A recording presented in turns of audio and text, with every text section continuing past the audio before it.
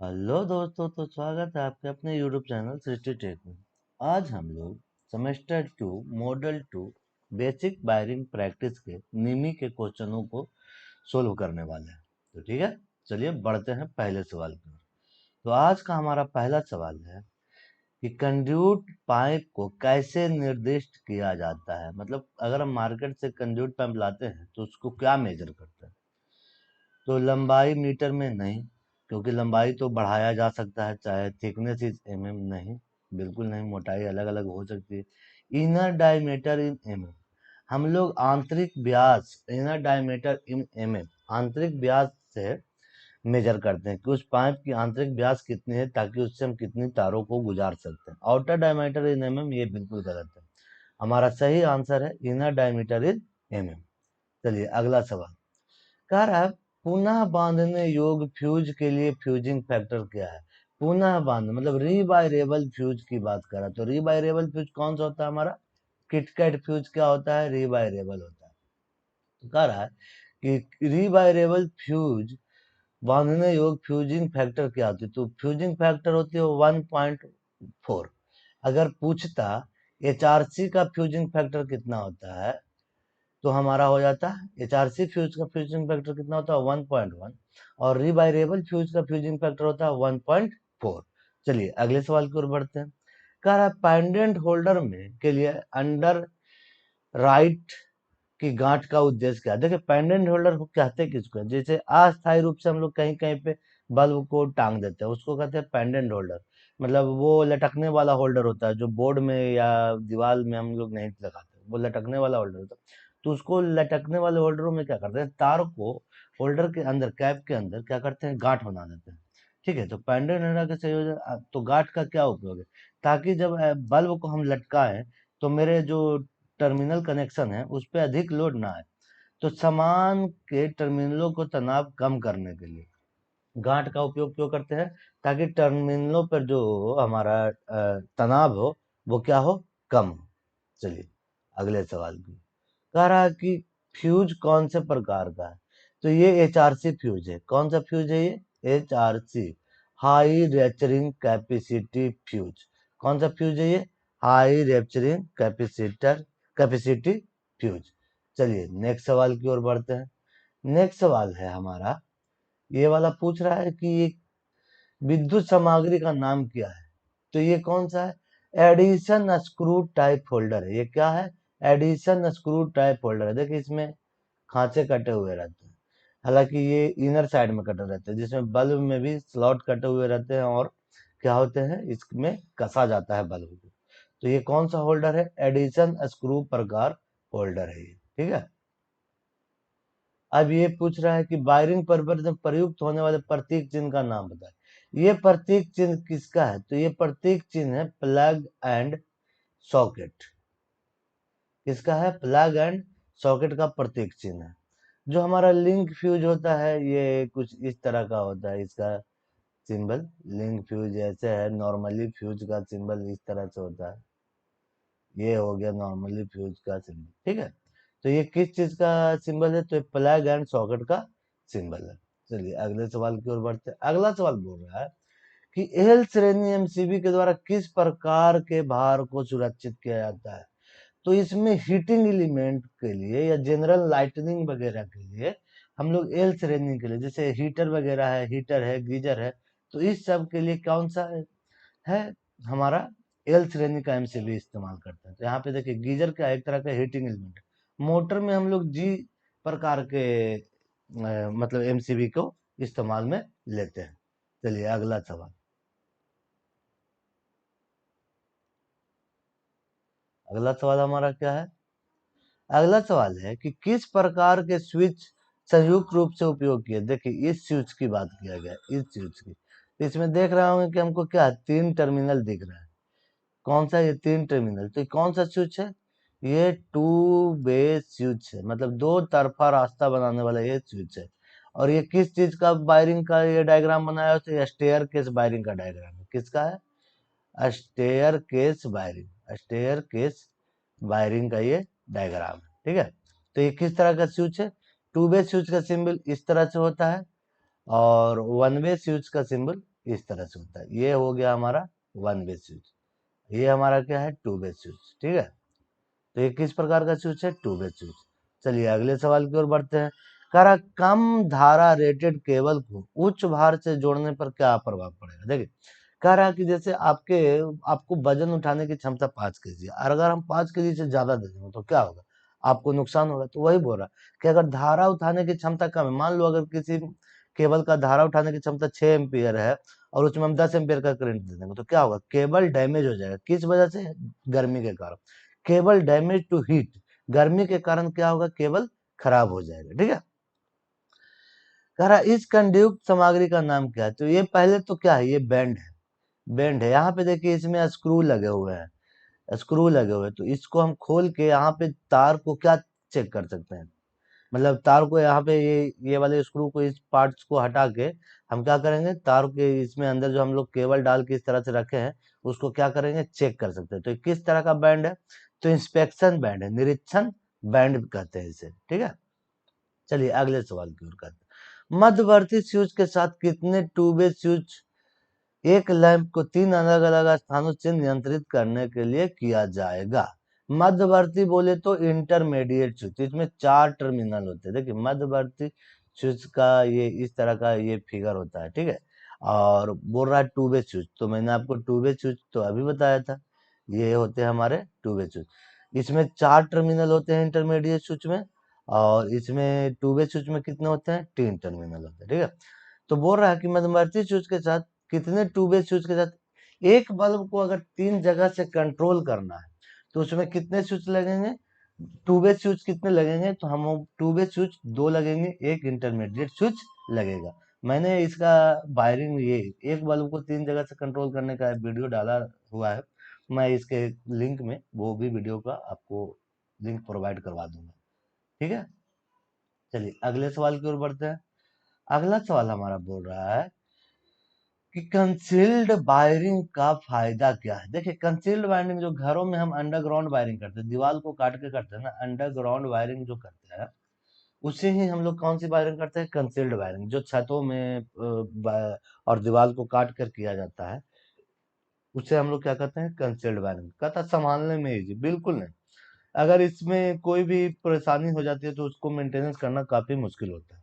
Less voltage drop, ऐसी कोई बात नहीं। हाई इंसुलेशन रेजिस्टेंस, बिल्कुल नहीं। नमी से सुरक्षा, प्रोटेक्शन अगेंस्ट मॉइस्चर, बिल्कुल, क्योंकि ये दीवारों के अंदर दबा रहता है तो इसमें क्या नमी लगने की कोई भी खतरा नहीं होती। अगला सवाल बोल रहा है आरेख का क्या नाम है। मैंने इससे पहले बोला था, ये भी किसका, ये स्टेयर केस वायरिंग का डायग्राम है। किसका है, स्टेयर केस वायरिंग, सीढ़ी वायरिंग जिसको बोलते हैं। एक जगह से बल्ब बंद करो और दूसरी जगह से चालू करो। मैं इसका भी वीडियो बना के रखा हूँ, मैं आपको इसका भी लिंक आपको कमेंट में ऐड कर दूंगा, ठीक है। तो चलिए कह रहा है कि आरेख का नाम क्या है। तो ये किस तरह का, ये सर्किट डायग्राम, ये क्या है, ये सर्किट डायग्राम है, ठीक है। ये किस प्रकार की डायग्राम है, तो ये है हमारा सर्किट डायग्राम है। अगला सवाल बोल रहा है कि एचआरसी फ्यूज का फ्यूजिंग फैक्टर कितना होता है।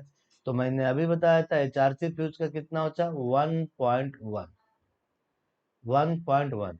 और रीवायरेबल का कितना होता है, 1.4। रीवायरेबल का कितना होता है, 1.4, ठीक है। अगले सवाल की ओर बढ़ते हैं। हमारा अगला सवाल है, कह रहा है कि किस प्रकार के रिले को एसी और डीसी दोनों में संचालित किया जाता है। तो इम्पल्स रिले, कौन सा रिले, इम्पल्स रिले को हम एसी और डीसी दोनों में संचालित कर सकते हैं। मतलब ये रिले मल्टीपर्पज यूज कर सकते हैं, हम चाहे तो एसी में भी यूज कर सकते हैं और डीसी में भी। किस प्रकार के रिले एसी और डीसी दोनों में इस्तेमाल करते हैं, तो आवेग रिले, ठीक है, आवेग रिले।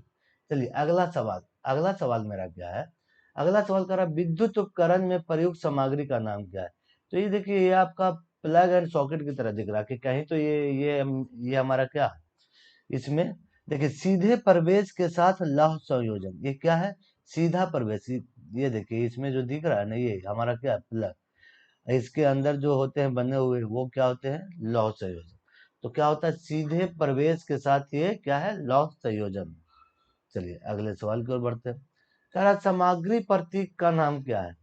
तो ये कौन सा, ये multi position switch, single pole, बहु स्थिति एकल ध्रुव स्विच, ये क्या है, बहु स्थिति एकल ध्रुव स्विच, ये क्या है? इंजीनियरिंग मतलब इस सिंबल का हम लोग इस्तेमाल करते हैं इस चीज को दर्शाने के लिए। जैसे देखिए बहुत सारे सिंबल्स होते हैं जिसको हम दर्शाने के लिए मतलब बहुत सारे इक्विपमेंट के को हम लोग जब डायग्राम बनाते हैं ना तो उसको सिंबल को दर्शाते हैं, तो आपको सिंबल याद कर लेना है। तो ये सिंबल कौन सा है? ये बहुस्थितीय एकल ध्रुव स्विच का सिंबल है। ठीक है, चलिए आगे बढ़ते हैं। अगला सवाल कह रहा है कि घरेलू तारों में लचीले तारों का क्या उपयोग है ट्रांसपोर्टल उपकरण को कनेक्शन करने के लिए? देखिए जैसे हम अस्थायी रूप से कभी होता है कि कहीं पे आप काम करो तो ये बल्ब लगाना है, तो अस्थायी तौर पर जो हम लोग वायरिंग करते हैं या कहीं भी उस समय जो तार का इस्तेमाल करते हैं उसमें कौन सा तार का इस्तेमाल करते हैं? लचीले तारों का। तो ट्रांसपोर्टेबल उपकरण का कनेक्शन करने के लिए हम लोग इस प्रकार के तारों का इस्तेमाल करते हैं। कह रहा है किस परिपथ भंजक का उपयोग 100 एम्पियर धारा रेटिंग से ऊपर किया जाता है? तो देखिए 100 एम्पियर से नीचे बोलेगा तो एमसीबी का करता है। 100 एम्पियर से अगर नीचे बोलता है तो एमसीबी, मगर 100 एम्पियर से ऊपर बोलता है तो MCCB, module case circuit breaker. किसका करते हैं? Module case circuit circuit breaker का इस्तेमाल करते हैं हम लोग 100 एम्पियर धारा से रेटिंग से ऊपर करने वाला। ये ईएलसीबी क्या है? बहुत ही निम्न धारा लीकेज होने पे ये क्या करता है? ये काम करता है। ठीक है, चलिए अगले सवाल की ओर बढ़ते हैं। हमारा अगला सवाल क्या है? अगला सवाल बोल रहा है कि तांबे के फ्यूज तार पर 3 की कोटिंग क्यों की जाती है? देखिए ऑक्सीडाइजेशन से बचने के लिए जो मतलब हमारा जो वायुमंडल में है उससे जो गैसें हैं, वायुमंडल में उपस्थित गैसें हैं उससे ऑक्सीकरण ना हो जाए, तो क्या करता है? तांबे के तार के ऊपर टीन की कोटिंग क्यों की जाती है? तांबे के तार को ऑक्सीकरण को रोकने के लिए, ताकि उस पर जंग न लगे या अगर जंग लग जाएगा तो क्या होगा? जल्दी ही खराब हो जाएगा। इसीलिए हम लोग उस पर टीन की कोटिंग करते हैं। कह रहा चार चालकों के समूह को क्या कहते हैं? दो को क्या कहते हैं? पेयर। 3 को क्या कहेंगे? कोर। और 4 को क्या कहें? क्वाड। तो हमसे पूछा है 4 को चालकों के समूह को क्या कहते हैं? क्वाड कहते हैं। ठीक है, अगला सवाल कह रहा है कि 4 लैंप को नियंत्रित करने के लिए गोदाम वायरिंग में कितने दो तरह के स्विच लगे? तो देखिए दो तरह के स्विच करने का मतलब है टू वे स्विच का बात कर रहा है। देखिए इंग्लिश में देखिए, अगर आपको हिंदी से समझ में ना आए, तो थोड़ा सा इंग्लिश जरूर पढ़े। तो टू वे स्विच का बोल देखिए, जब भी आप गोदाम वायरिंग बोले, अगर यहाँ पे कितना बोल रहा है, कितने लैंप? 4 लैंप बोल रहा है तो 3 होगा, 3 बोलेगा तो 2 होगा। जितना लैंप पूछे उससे एक कम क्या होगा? टू वे स्विच होगा। तो याद रखना, अगर 4 की बात कर रहा है तो 3 होगा, 5 की बात कर रहा है तो 4 होगा। एक कम रखना है, इससे एक कम रहेगा। जितने भी बल्ब है उससे एक कम कितना होगा? Two way switch. ये क्या होगा? टू वे स्विच को कम होगा। ठीक है, एक कम होगा हमेशा, बल्ब से उसकी संख्या क्या होगी? एक कम होगी। अगर पूछे कि वन वे स्विच कितना होगा, तो कितना भी बल्ब लगा लो, वन वे स्विच हमेशा एक ही होगा। ठीक है, वन वे स्विच हमेशा कितना होगा? एक ही होगा। चलिए अगले सवाल की ओर बढ़ते हैं। अगला सवाल कह रहा है कि बहुमंजिला इमारतों में तारों की ट्री प्रणाली क्यों उपयुक्त है? जैसे कहने का मतलब एक बिल्डिंग है तो इसमें इस तरह से पॉइंट्स लिए जाते हैं। ठीक है, क्यों लिए जाते हैं? ताकि फ्यूजिंग दोष के साथ सरलता हो। जैसे अब कौन सा, जैसे इस ये वाला यहाँ से एक सप्लाई लिए थे, यहाँ एक फ्यूज लगा दिए, एक यहाँ फ्यूज लगा लिए, तो इसीलिए बहुमंजिला इमारतों में ट्री प्रणाली को उपयोग किया जाता है ताकि फ्यूज के साथ जोड़ने में आसानी हो। फ्यूजों को आराम से हम चेक कर सकते हैं। अगर एक ही फ्यूज यहाँ पे लगा दें तो क्या होगा? पूरे बिल्डिंग की सप्लाई चली जाएगी। इसीलिए हम ट्री प्रणाली का इस्तेमाल करते हैं ताकि इंडिविजुअल बारी बारी से एक एक फ्यूज को हम चेक कर सकें। ठीक है, अगला ऑप्शन क्या है? अगला क्वेश्चन क्या बोल रहा है कि सीलिंग में स्क्रू का छेद भरने हेतु किस पदार्थ का उपयोग किया अक्सर देखते होगे जब हम लोग ड्रिल करते हैं तो एक व्हाइट कलर का, व्हाइट या पिंक या रेड किसी भी कलर के, ये मार्केट में अवेलेबल है, तो एक वो प्लास्टिक टाइप का आप लाते हो, वो किस मटेरियल का बना रहता है? तो वो बना रहता है नायलॉन मटेरियल का। किस मटेरियल का बना रहता है? नायलॉन। देखते होंगे कि आप लोग ड्रिल करते हो उसके बाद उसको, जिसे हम लोग बोल चाल की भाषा में गिट्टी गिरमिट इस तरह की भाषा में, अपना लोकल भाषा में इस्तेमाल करते हैं, तो जो वो मटेरियल भरते हैं वो कौन सा मटेरियल होता है? नायलॉन होता है। और उसको भरने के बाद वापस उसमें हम लोग क्या करते हैं? पेच को कसते हैं। चलिए अगले सवाल, बोल रहा है कि इस सिंबल का नाम क्या है, तो ये सेलिंग फैन का सिंबल है। ये किस फैन का सिंबल है? सेलिंग फैन का। देखिए, ब्रैकेट फैन और एग्जॉस्ट फैन इसका सिंबल अलग अलग होते हैं। यही है, ब्रैकेट फैन बोलता है तो इसको इस तरह से घेर दिया जाता है। ठीक है। अगला कह रहा है रिले का नाम क्या है, तो ये जो रिले है इसका नाम है ड्राई रीड रिले। ये इसका क्या नाम है? Dry read relay. ये किस प्रकार के लिए है? तो ड्राई रीड रिले। चलिए अगला सवाल कह रहा है कि आरेख का नाम क्या है, तो ये क्या है? हमारा इंस्टॉलेशन प्लान है। ये किस तरह का आरेख है? Installation plan. कहने का मतलब कि कितना क्लिप लगेगा, कहाँ पे बैंड बनाना है, तो ये क्या है? एक तरह का इंस्टॉलेशन प्लान। ठीक है, ये क्या है? Installation plan. अगला सवाल कर रहा है कि आईसीडीपी मुख्य स्विच का उपयोग कहाँ करते हैं, तो आईसीडीपी है तो यह कहाँ इस्तेमाल होगा? सबसे पहले आईसीडीपी है तो सिंगल पोल में इस्तेमाल होगा, आयरन क्लेड डबल पोल। करने का मतलब सिंगल फेज में, जहाँ एक न्यूट्रल और एक फेज हो, वहां पे हम लोग आईसीडीपी का इस्तेमाल करते हैं। और आईसीटीपी का कहाँ करते हैं? थ्री फेज में, आर वाई बी में। ठीक है। तो पूछ रहा है कि आईसीडीपी मेन स्विच का इस्तेमाल कहाँ करते हैं, तो एकल फेज घरेलू स्थापना में करते हैं, जिसे हम लोग चेंजर भी कहते हैं, कटआउट भी बोलते हैं। अपने बोलचाल की भाषा में हम लोग ये सब शब्द का इस्तेमाल करते हैं। ठीक है। आईसीडीपी का मुख्य स्विच का उपयोग कहाँ करते हैं? एकल फेज घरेलू स्थापना में करते हैं। चलिए अगले सवाल की ओर बढ़ते हैं। कह रहा कौन सी विद्युतीय सामग्री समानों के समान वर्गीकरण से संबंधित है, तो फ्यूज जो हमारा है वो सेफ्टी से संबंधित है। सेलिंग रोज हमारा क्या है? समान। सेलिंग रोज क्या है? समान विद्युतीय सामग्री से संबंधित है। इंटरमीडिएट स्विच क्या है? नियंत्रण से संबंधित है, जिससे हम देखिए स्विच क्या करता है? नियंत्रण करता है। पैंडेड होल्डर क्या है? होल्डिंग से संबंधित है, ये टंगा हुआ रहता है। ठीक है। तो बोल रहा कौन सी विद्युतीय सामग्री समान वर्गीकरण, तो सेलिंग रोज हो गया, इंडिकेटर हो गया, ये सब क्या है? समान वर्गीकरण के अंतर्गत आते हैं। चलिए अगले सवाल की ओर बढ़ते हैं। अगला सवाल बोल रहा है कि डीसी श्रृंखला एमसीबी का उपयोग कहाँ किया था। देखिए हम डीसी मोटरों में, डीसी लोको, अगर देखो अगर यहाँ पे लोकोमोटिव नहीं होता ना तो हम डीसी मोटरों में मार सकते थे। मगर पूछ रहा है कि डीसी श्रृंखला एमसीबी का अनुप्रयोग क्या का है, तो लोकोमोटिव मतलब रेलवे इंजनों में क्या यूज करता है? रेलवे इंजनों में कौन सी मोटर का इस्तेमाल होता है? सीरीज, डीसी सीरीज मोटर का इस्तेमाल होता है। ठीक है। तो डीसी श्रृंखला मोटर एमसीबी का उपयोग कहाँ करते हैं? तो लोकोमोटिव रेलवे इंजनों में करते हैं। अगला क्वेश्चन कह रहा कि डीसी में सर्किट को बाधित करने के लिए लिया गए लिए फ्यूज द्वारा लिया गया समय को क्या कहते हैं? तो उसे कहते हैं कट ऑफ फैक्टर। मतलब वोल्टेज को कट करने में लिया गया समय को क्या कहते हैं हम लोग? कट ऑफ फैक्टर कहते हैं। ठीक है। अगला सवाल कह रहा कि वायरिंग का ट्री सिस्टम किस स्थान पर सबसे उपयुक्त है, तो अभी मैंने बताया था कि बहुमंजिले इमारतों में हम लोग क्या करते हैं? ट्री सिस्टम का इस्तेमाल करते हैं ताकि फ्यूज को खोजने में आसानी हो। ठीक है। अगला सवाल वो रहा कि सुरक्षित ठंडा मोड़ने के लिए पीवीसी नली का अधिकतम आकार क्या होना चाहिए। ये जो हमारा पीवीसी पाइप है, जिससे जैसे ये देखिए पीवीसी पाइप है, तो इसका अधिकतम आकार कितना होना चाहिए? तो कितना होना चाहिए? 25 mm। और मोड़ने का मतलब क्या है? बैंड की बात कर रहा है, तो इस तरह से मोड़ने के लिए हमें बैंड को मोड़ने के लिए जो हमारा जो पीवीसी पाइप है उसकी अधिकतम आकार कितनी होनी चाहिए? 25 mm होनी चाहिए। अगला कह रहा है कि होम थिएटर वायरिंग और पावर वायरिंग में अलग वायरिंग क्यों किया जाता है। देखिए पावर वायरिंग का मतलब हो गया 3000 वाट। तो अगर हम इसको अलग नहीं करेंगे तो हमको क्या वो होगा? वोल्टेज में फ्लक्चुएशन मिलेगा।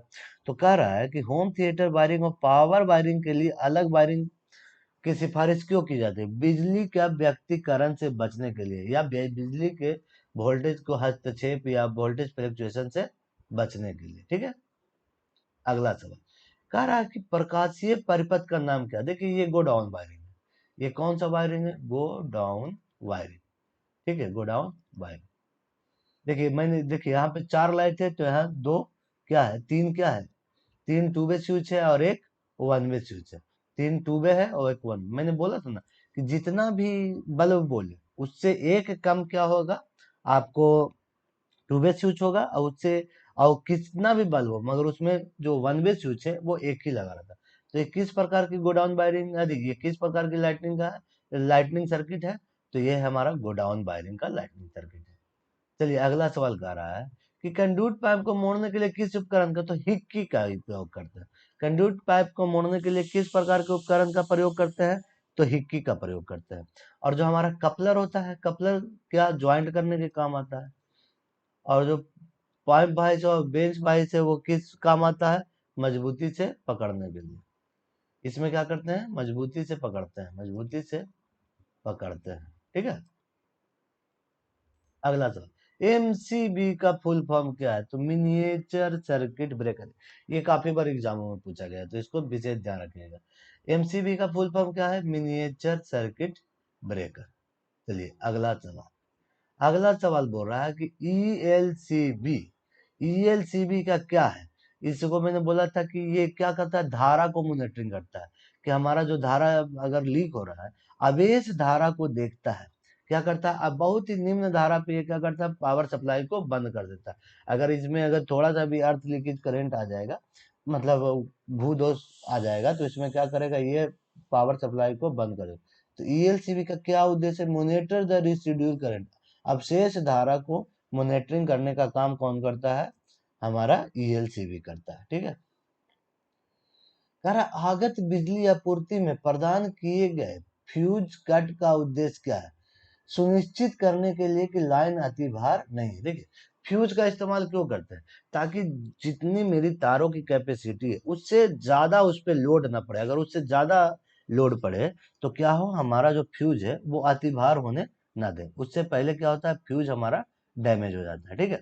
तो फ्यूज का उद्देश्य क्या होता है, अति भार मतलब ओवरलोड से बचाने के लिए हम लोग क्या करते हैं, फ्यूज का उपयोग करते हैं। ठीक है। ओवरलोड, शॉर्ट सर्किट ये सब से बचता है, इसीलिए हम लोग क्या करते हैं, फ्यूज का इस्तेमाल करते हैं। अगला सवाल कर रहा है डाई स्टॉक सेट का इस्तेमाल किया, तो die stock and die set से हम लोग क्या करते हैं, थ्रेड की कटिंग करते हैं। क्या करते हैं, थ्रेड की कटिंग करते हैं, थ्रेड्स की कटिंग करते हैं। स्टॉक एंड डाई सेट से क्या करते हैं, डाई स्टॉक सेट भी रहता है कहीं, और स्टॉक एंड डाई सेट भी लिखा रहा है, तो कंफ्यूज नहीं होना। तो थ्रेड्स की क्या करते हैं, इससे हम लोग कटिंग करते हैं। ठीक है। तो कहाँ, वो भी इंटरनल करते हैं कि एक्सटर्नल करते हैं, तो हम लोग एक्सटर्नल करते हैं। तो cut external thread on cylindrical pipe, बेलनाकार पाइप पर बाह्य थ्रेड काटने के उपयोग में आता है स्टॉक एंड डाई सेट। अगला सवाल क्या है भाई, अगला सवाल बोल रहा है कि सीलिंग रोज की सामग्री को किस वर्गीकरण में रखा गया, तो अभी हम लोग ने बताया था, यहाँ पे देखिए गलत लिखा है, आउटलेट एसोसीरीज में, नहीं तो हमारा ये आ जाएगा सॉकेट एंड प्लग आ जाएगा। ठीक है। सॉकेट प्लग जो हमारा आ जाएगा, आउटलेट एसोसीरीज, सुरक्षा सामग्री में फ्यूज आ जाएगा। और अगला ऑप्शन देख लूं मैं क्या क्या दिया हुआ है इसमें, अगला ऑप्शन हमारा क्या है, होल्डिंग एसोसीरीज में तो पेंडेंट होल्डर आ जाएगा। ठीक है। समान सामग्री, तो हमारा सही ऑप्शन क्या है, समान सामग्री। बोल रहा सीलिंग रोज को सामग्री के किस वर्गीकरण में रखा गया है, तो समान सामग्री के वर्गीकरण में रखा गया है। चलिए अगला सवाल क्या है, कह रहा है कि वायरिंग इंस्टॉलेशन में परिपथ आरेख का उद्देश्य क्या है। देखिए परिपथ आरेख मतलब सर्किट डायग्राम का क्या उद्देश्य है। देखिए कहने का मतलब है कि आप कोई काम करते हैं तो उसको पहले एक डायग्राम बनाते हैं, और डायग्राम पे ही ये ऑब्जर्व करते हैं कि जो मैंने ये काम करना है वो सही है कि नहीं। जैसे आप ऐसे समझो कि आप घर बनाते हो, तो घर बनाने से पहले क्या करते हो, उसका नक्शा बनाते हो। तो उसी तरह से हम लोग वायरिंग करने से पहले क्या करते हैं, सर्किट डायग्राम बनाते हैं। तो कहता है कि क्यों जरूरी है, तो सर्किट डायग्राम क्यों जरूरी है, तो कहता है कि किसी विशिष्ट कार्य के लिए सर्किट को योजनाबद्ध कनेक्शन को दिखाने के लिए, कि कैसे, जैसे आप किसी को काम कर रहे हैं तो उसको योजनाबद्ध तरीके से दिखाने के लिए हम लोग क्या करते हैं, सर्किट डायग्राम बनाते हैं। ठीक है। अगला क्वेश्चन कह रहा एल श्रृंखला एमसीबी का उपयोग कहाँ करता है। देखिए मैंने बोला था हीटिंग एलिमेंट में या जनरल लाइटिंग में, हीटर में भी करते हैं, गीजर में करते हैं, तो हीटिंग एलिमेंट में भी एल श्रेणी का करते हैं, और जनरल लाइटिंग में भी एल श्रेणी का करते हैं। मोटर में कौन सा, जी श्रेणी के एमसीबी का इस्तेमाल करते हैं। अगला सवाल कह रहा है कि घरेलू वायरिंग इंस्टॉलेशन में लूपिंग बैक विधि क्यों पसंद की जाती है। लूपिंग बैक विधि मतलब इसमें एक जगह से बहुत सारे तारों को इस तरह से लूप किया जाता है। तो लूपिंग बैक विधि का क्यों, क्योंकि अलग से जोड़ों का उपयोग नहीं किया जाता है, क्योंकि अलग से जोड़ों का उपयोग नहीं किया जाता है। इसमें एक ऑप्शन ये भी मुझे डी भी ठीक लगता है, अधिक संख्या में उप सर्किट बनाए जा सकते हैं। तो ये भी ऑप्शन ठीक ही है, दोनों ऑप्शन ठीक है। कोई अलग से जोड़ का उपयोग नहीं किया जाता है, बिल्कुल एक जगह पे हम लोग ज्वाइंट बनाते हैं और तभी उप संख्या मतलब अधिक संख्या में उप सर्किट बनाए जाते हैं। उप सर्किट बोलने का मतलब ये हो गया हमारा मेन सर्किट, इससे उप सर्किट बनाते हैं। तो ये दोनों कथन सही है, बी और डी बिल्कुल सही है। ठीक है, चलिए अगले सवाल पर बढ़ते हैं। अगला सवाल बोल रहा है कि एक्स किस चीज को इंगित कर रहा है। तो एक्स कर रहा है लिंब पर तारों की संख्या। एक्स किसको इंगित कर रहा है, तो लिंब पर तारों की संख्या को इंगित कर रहा है। चलिए अगला सवाल कर रहा है कि वायरिंग विधि का नाम क्या है। तो ये अभी मैंने बताया था, ये कौन सा है, लूप बैक विधि। अभी हम लोग इसी पे बात कर रहे थे। ये किस तरह की है, एक जगह से कितने बहुत सारे लूप बनाए हैं, इसमें ज्वाइंट करने की भी जरूरत नहीं पड़ती है। तो ये कौन सी विधि है, लूप बैक मेथड। इसको कौन सी विधि कहते हैं, लूप बैक मेथड। कह रहा है कि आरेख का क्या नाम है। तो आरेख का क्या नाम है भाई, तो ये देखिए हमारा कौन सा है, स्टेयर केस वायरिंग। ये पहले भी मैंने इसको बताया है, कौन सी वायरिंग है, स्टेयर केस वायरिंग है। इसमें दो टू वे स्विच का इस्तेमाल करते हैं एक बल्ब को कंट्रोल करने के लिए। ठीक है, ये कौन सा रिले है भाई, रिले का प्रकार क्या है। तो यहाँ से देखिए, यहाँ पे पॉजिटिव सप्लाई देना है, और ये हमारा क्या रहता है, एक मेटालिक पार्ट रहता है। जब इसमें सप्लाई देते हैं या और ये इनर्जाइड हो जाता है, इसमें आवेश आ जाता है, तो इसको क्या करता है अपनी ओर, ये क्या करता है खींच लेता है। तो इसमें आपस में कंटिन्यूटी बनाते हैं और सप्लाई को बढ़ाता है। तो किस रिले का नाम क्या है, तो विद्युत चुंबकीय रिले, क्योंकि इसमें जब हम सप्लाई दे रहे हैं तो इसमें मैग्नेट बन रहा है और इसको खींच ले रहा है। तो ये किस प्रकार का है, विद्युत चुंबकीय रिले, इलेक्ट्रोमैग्नेटिक रिले है। ये किस प्रकार का रिले है, इलेक्ट्रोमैग्नेटिक रिले है। अगला सवाल कह रहा है कि अर्थ दोष लूप में प्रतिबाधा, मतलब जेड, प्रतिबाधा को किससे डिनोट करते हैं, जेड से। अर्थ लूप दोष में प्रतिबाधा को गणना करें, या अगर ईएलसी ट्रिपिंग करंट 30 एम्पियर है तब। तो देखिए हम लोग को पता है करंट इंटू जेड, और इसमें जो हमारा प्रतिबाधा होना चाहिए वो कितना कम होना चाहिए, 50 वोल्ट से कम होना चाहिए। Current into load current into प्रतिबाधा कितना कम होना चाहिए, 50 वोल्ट से। तो हमारा जेड बराबर क्या हो जाए, तो हमारा पहले ये हमारा कितना करंट कितना दिया, 30 मिली एम्पियर इंटू जेड तो निकालना ही है, और क्या होना चाहिए, 50 वोल्ट से कम होना चाहिए। तो जेड बराबर हो जाएगा 50/30 मिली एम्पियर। 30 से इससे कट गया, अगर मिली एम्पियर को ऊपर ले जाएंगे तो हो जाएगा 5000/3। अब इसको काटेंगे तो हमारा क्या आ जाएगा, 1666 ओम आ जाएगा। तो हमेशा ये वाला याद रखना है कि जो प्रतिबाधा अगर निकालने बोले ईएलसीबी में, तो जो लोड करंट होता है और प्रतिबाधा वो किससे 50 वोल्ट से क्या होता है, कम होता है। ठीक है, 50 वोल्ट से कम होता है। चलिए अगले सवाल की ओर बढ़ते हैं। अगला सवाल हमारा कह रहा है कि यह वायरिंग कौन से प्रकार का है। तो कौन सा प्रकार का है भाई जरा, अच्छा ये वायरिंग का, ये क्लिट वायरिंग है। देखिए इसमें क्लिप का इस्तेमाल किया गया है, देखिए क्लिट वायरिंग, क्लिट वायरिंग है। ये किस प्रकार की वायरिंग है, क्लिट वायरिंग। ये कौन सी प्रकार की वायरिंग है, तो ये है हमारा क्लिट वायरिंग। चलिए अगला सवाल क्या कर रहा है, अगला सवाल कर रहा है कि BIS के अनुसार कठोर कंड्यूट पर थ्रेड की लंबाई क्या होती है। थ्रेड की लंबाई होती है 11 mm से लेकर 27 mm। कहना का मतलब है कि अगर ये कोई पाइप है तो इस पे जो थ्रेड कटिंग होगा उसकी लंबाई, ये वाली जो लंबाई होगी वो कितना होगी, 11 mm से लेकर 27 mm तक होगी। ठीक है, ये सब डाटा है जो आपको याद रखना है। कह रहा गैस टाइट विस्फोटक स्थापना के लिए किस प्रकार के कंड्यूट का उपयोग किया जाता है। गैस टाइट एक्सप्लोसिव इंस्टॉलेशन के लिए किस टाइप का, तो इसमें कहते हैं रीड कठोर इस्पात कंड्यूट, रीड स्टील कंड्यूट का प्रयोग किया जाता है। गैस टाइप विस्फोटक के लिए कौन से, तो रीड स्टील कठोर इस्पात कंड्यूट का इस्तेमाल किया जाता है। ऑप्शन नंबर बी बिल्कुल सही है। अगला सवाल कह रहा है सर्किट ब्रेकर का कार्य क्या है। अस असमान स्थिति में स्वचालित रूप से तोड़ना। कहने का मतलब है असमान स्थिति बोले तो ओवरलोड हो जाना, शॉर्ट सर्किट हो जाना। उस कंडीशन में क्या करेगा कि हमारा ऑटोमेटिक क्या करेगा कि वो सप्लाई को काट देगा। तो असमान स्थिति में स्वचालित रूप को तोड़ देना, मतलब जो हमारा सप्लाई है उसको बाधित कर देना। ठीक है, अगला सवाल कह रहा है एमसीबी में द्विघातीय पट्टी का कार्य क्या है। देखिए द्विघातीय पट्टी होता है ना जो ओवरलोड प्रोटेक्शन से बचाने के काम में आता है। द्विघातीय पट्टी क्या है, ओवरलोड प्रोटेक्शन से बचाने के काम में आता है। चलिए अगला सवाल, अगला सवाल कह रहा है अपशिष्ट धारा सर्किट ब्रेकर द्वारा क्या सुरक्षा प्रदान की जाती है।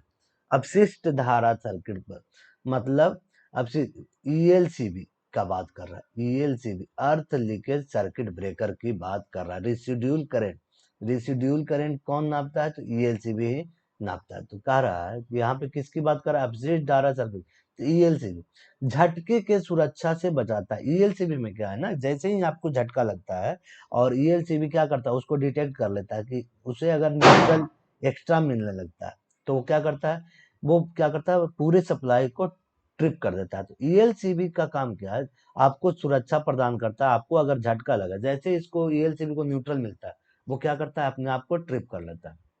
तो अपशिष्ट धारा सर्किट ब्रेकर द्वारा क्या सुरक्षा प्रदान की जाती है, तो प्रोटेक्शन फ्रॉम शॉक, आपको झटके लगने से बचाती है ये। अगला सवाल करा कि अस्थायी प्रतिष्ठानों के लिए कौन सी वायरिंग खरीदता है, तो क्लिप वायरिंग, जो हम लोग मार्केट से वो क्लिप खरीद के लाते हैं ना, और ये यू टाइप का जो क्लिप रहता है इस तरह का, इसके में हम लोग क्या करते हैं तार को इसके ऊपर, तार के ऊपर इसको ठोक देते हैं। तो अस्थायी तौर पे कौन सी क्लिप वायरिंग का प्रयोग किया जाता है। कह रहा है कि वायरिंग के लूपिंग सिस्टम में फेज कंडक्टर को क्या कहा जाता है। देखिए वायरिंग के लूपिंग सिस्टम को फेज कंडक्टर को क्या कहा जाता है, कहाँ लगाया जाता है, कहाँ लगाया जाता है वायरिंग जो फेज कंडक्टर को कहाँ लगाया जाएगा, बिल्कुल स्विच में लगाया जाएगा। ऑप्शन नंबर ए बिल्कुल सही है, स्विच में लगाया जाएगा। सॉकेट में क्यों लगाया जाएगा, सॉकेट में बिल्कुल नहीं लगाया जाएगा। अगर सॉकेट में लूप करेंगे तो वहां पे क्या हो जाएगा हमारा, पहली बात तो सॉकेट में लूप होगा ही नहीं, क्योंकि सॉकेट में जो कनेक्शन जाते हैं वो तो स्विच होते हुए ही जाते हैं। तो हमारा ऑप्शन पहला ही सही है कि वायरिंग में लूपिंग सिस्टम में फेज कंडक्टर को कहाँ लगाया जाता है, तो स्विच बॉक्स में लगाया जाता है। नेमी ने इसे क्यों सही माना है पता नहीं, मगर आपको आईटीआई के एग्जामों में जो निमी मानता है वही चाहिए, मगर रेलवे वगैरह में ये ऑप्शन गलत हो जाएगा आपका।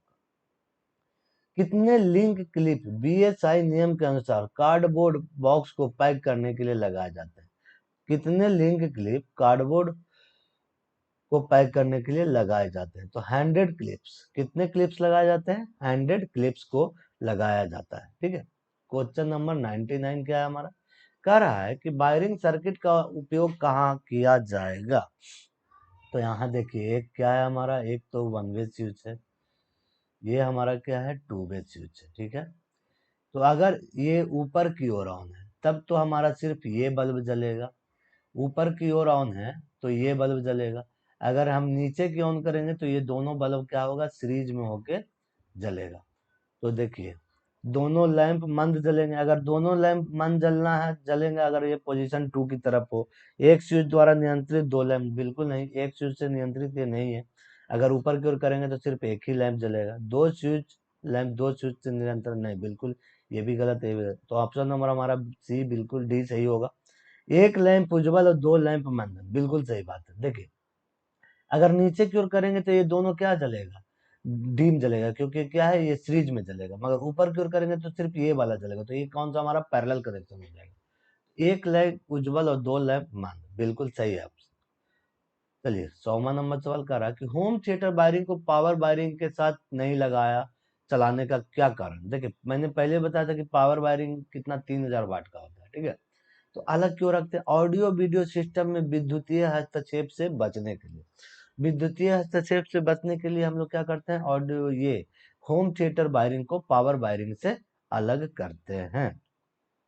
चलिए अगला सवाल, अगला सवाल कह रहा है कि यदि अर्थ पाइप की लंबाई को बढ़ाया जाएगा तो प्रतिरोध का मान क्या होगा। अगर अर्थ पाइप की लंबाई को बढ़ाएंगे ऐसे, हाँ अर्थ पाइप की लंबाई को बढ़ाएंगे तो प्रतिरोध क्या होगा, घटेगा।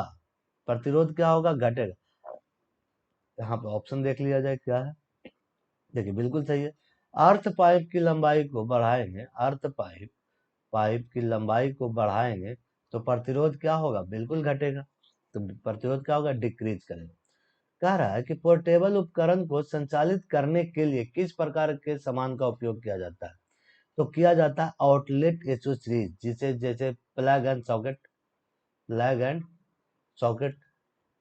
आउटलेट कहाँ लगाएंगे? जैसे आउटलेट में हो गया हमारा जो आयरन है, हमारा मोबाइल का चार्जर, वो क्या है, सब आउटलेट एसोसीरीज में ही तो लगाया जाता है।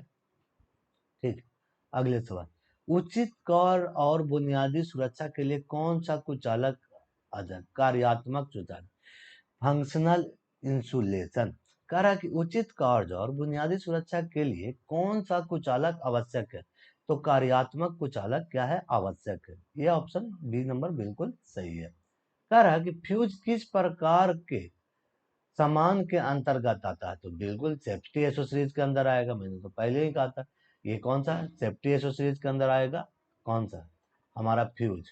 और कंट्रोलिंग एसोसीरीज के अंदर आ जाएगा स्विच, जिससे हम बल्ब को कंट्रोल कर, पकड़ने जो होल्डिंग एसोसीरीज में होल्डर, आउटलेट एसोसीरीज में प्लग एंड सॉकेट।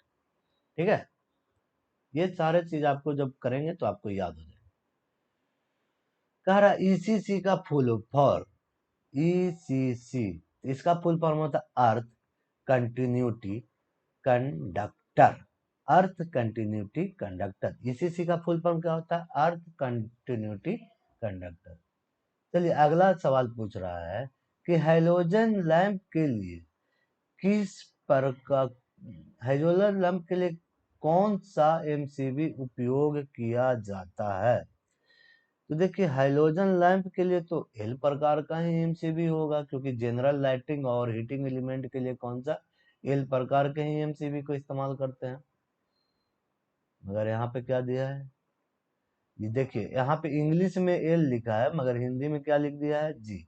तो हम हिंदी में जी लिखा है, इंग्लिश में जी लिखा और हिंदी में एल लिख दिया। मगर होना चाहिए, अगर ये ऑप्शन सही मांगा है तो यहाँ पे क्या होना चाहिए, एल। एल श्रेणी के एमसीबी को जनरल लाइटिंग हीटर वगैरह के लिए इस्तेमाल करते हैं। जी श्रेणी के लिए क्या करते हैं, मोटर के लिए। ठीक है, चलिए अगले सवाल की ओर बढ़ते हैं। अगला सवाल कर रहा है कि 300 वाट से ऊपर लैंप के लिए किस प्रकार के लैंप धारक का उपयोग करना चाहिए? देखिए लैंप कहने का मतलब है कि जो हम लोग नॉर्मली घर में जो बल्ब इस्तेमाल करते हैं, बैटन होल्डर करते हैं, एंगल होल्डर करते हैं, तो वो सब में हम लोग क्या करते हैं, मैक्सिमम 100 वाट के लोड को ही लगाते हैं। मगर बोल रहा 300 वाट से अगर ऊपर के बल्ब को लगाना है तो उसमें कौन सा लगाएंगे, तो उसमें लगाएंगे Goliath screw holder. Goliath screw holder का इस्तेमाल करेंगे 300 वाट से ऊपर के बल्ब को लगाने के लिए। अगला सवाल कह रहा ए डब्ल्यू जी का विस्तार, मतलब ए डब्ल्यू जी का फुल फॉर्म क्या है, तो American wire gauge. A W G का फुल फॉर्म क्या है, अमेरिकन वायर गेज। अगला सवाल, देखिए ये किस चीज का प्रतीक चिन्ह है भाई, तो मैंने बताया था ना, ये है हमारा इंटरमीडिएट स्विच। कौन सा स्विच है, इंटरमीडिएट स्विच। ये कौन सा स्विच है, इंटरमीडिएट स्विच है। हमारा ऑप्शन नंबर सी बिल्कुल सही है। चलिए अगला सवाल कर रहा है कि ये आरेख का प्रकार क्या है? तो ये कौन सा आरेख है, ये हमारा क्या है, वायरिंग डायग्राम है। देखिए इसमें तारों की संख्या को दिखाया गया है, और सर्किट डायग्राम में और इंस्टॉलेशन प्लान में क्या होता है, पाइप में किस तरह से पाइप ले जाएंगे, कहाँ कहाँ बैंड लगाना है, ये सब चीजों को दिखाया जाता है। तो ये किस तरह का डायग्राम है, तो ये हमारा क्या है, वायरिंग डायग्राम है। तो आज हम लोगों ने ये हमारे अपना ये बेसिक वायरिंग प्रैक्टिस के सारे क्वेश्चनों को सोल्व कर लिया है। अब हम लोग अगले चैप्टर को करेंगे जिसका नाम है वायरिंग इंस्टॉलेशन एंड अर्थिंग। तो ये हम लोग नेक्स्ट वीडियो में देखेंगे। अगर आप लोग को वीडियो अच्छी लगी हो तो वीडियो को लाइक करें, चैनल पे नए हैं तो चैनल को सब्सक्राइब करें। चलिए मिलते हैं नेक्स्ट वीडियो में, तब तक के लिए धन्यवाद।